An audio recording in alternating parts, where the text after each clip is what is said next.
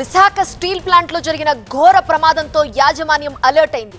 అంతర్గత బదిలీలు చేపడుతోంది. మృతుడు గోల్డ్ కుమార్ బాడీ తరలింపులో నిర్లక్ష్యం వహించడంతో పాటు పలు కారణాలు చూపిస్తూ మొత్తం 7 అధికారులను యాజమాన్యం బదిలీ చేసింది. ఈ బదిలీతో మనస్తాపానికి గురైన ఒక అధికారి రాజీనామా చేయటం కూడా హాట్ టాపిక్ గా మారింది. అంతేకాదు మరో 2 సస్పెండ్ చేస్తూ తీసుకున్న నిర్ణయం కూడా వివాదానికి దారితీసింది.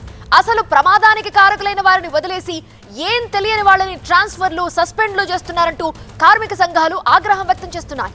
మిషనరీ సరిగా లేదని ఎన్నిసార్లు కంప్లైంట్ చేసినా యాజమాన్యం పట్టించుకోలేదని ఆవేదన వ్యక్తం చేస్తున్నాయి.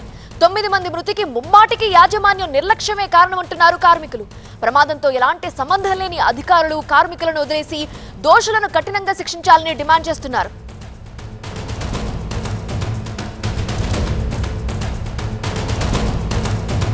కార్మిక సంఘాలు ఏముంటున్నాయి పూర్తి వివరాలు అందించడానికి మా ప్రతినిధి కాజా సిద్ధంగా ఉన్నారు. కాజా, సస్పెండ్ చేసిన వాళ్ళని ట్రాన్స్ఫర్ చేసిన వాళ్లపై కార్మిక సంఘాలు అకారణంగా అలా చేస్తున్నారు, దోషుల్ని వదిలేసి అని చెప్తుంది. సో యాజమాన్యం ఏమంటోంది, అలాగే 3 మెన్ కమిటీ విచారణ ఏ విధంగా కొనసాగుతోంది?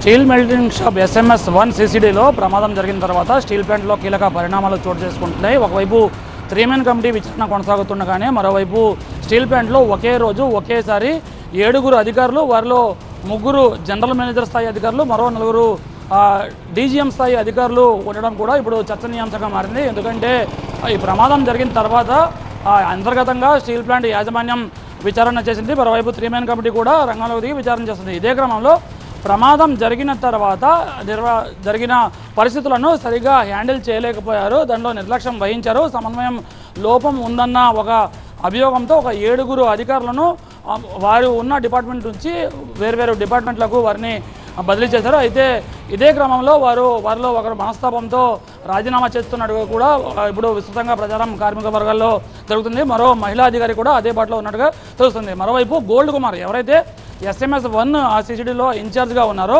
ఈ ప్రమాదంలో ప్రాణాలు కోల్పోయారో, ఆయన బీహార్కు చెందిన వ్యక్తి.